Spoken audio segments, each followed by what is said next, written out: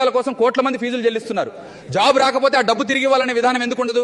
మద్యం దుకాణాలు ఎప్పుడు స్టాక్ ఉంటుంది. అయితే ప్రభుత్వ ఆసుపత్రుల్లో మందులు, బెడ్లు ఎందుకు అందుబాటులో ఉండవు? కీప్యాడ్ మొబైల్స్ వాడేది కేవలం కాల్స్ కోసం. దానికి డేటా రీఛార్జ్ ఎందుకు? ఫోన్ నాది, సిమ్ నాది. బ్యాలెన్స్ లేకపోతే నా ఇన్కమింగ్ కాల్స్ కట్ చేసే హక్కు వాళ్ళకి ఎవరిచ్చారు?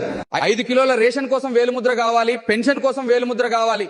మరి మన దేశ భవిష్యత్తును మార్చే గోటు వేసేటప్పుడు వేలుముద్ర ఎందుకు అడగరు?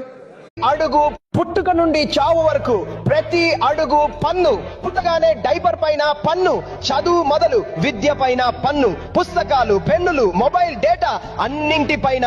సంపాదనకు, పొదుపుకు, ఖర్చుకు పన్ను. పనికి వెళ్తే ఇంధనానికి పన్ను, జబ్బు పడితే వైద్యానికి పన్ను, వృద్ధాప్యంలో పెన్షన్, చికిత్సకు పన్ను. సార్, మరణం తర్వాత కూడా అగరుబత్తీలకు పన్ను, ప్రతి దానికి పన్ను.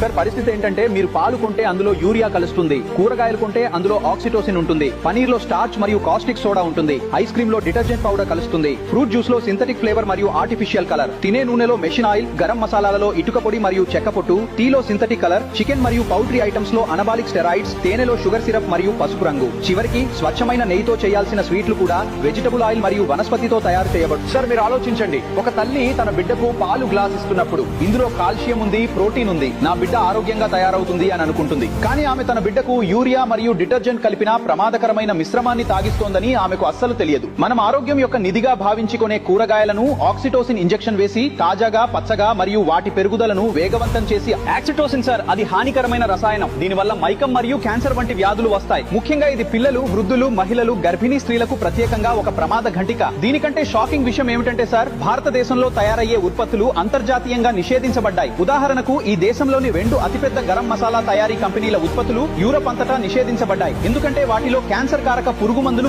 ఆ మసాలాలు కూడా ఈ రోజు భారతదేశంలో అమ్ముడవుతున్నాయి. అయ్యా, పరిస్థితి ఏంటంటే ఇతర దేశాలలో ఏ ఆహార పదార్థాలను పెంపుడు జంతువులకు కూడా తినిపించరో వాటిని మన దేశంలో ఈ కంపెనీలు విచ్చలవిడిగా అమ్ముతున్నారు.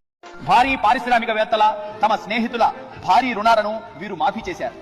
రైతు తన అప్పు చెల్లించకపోతే అతని పేరు మీద నోటీసులు అంటించి ఈ ప్రభుత్వం రైతును అప్రతిష్ట పాలు చేస్తుంది.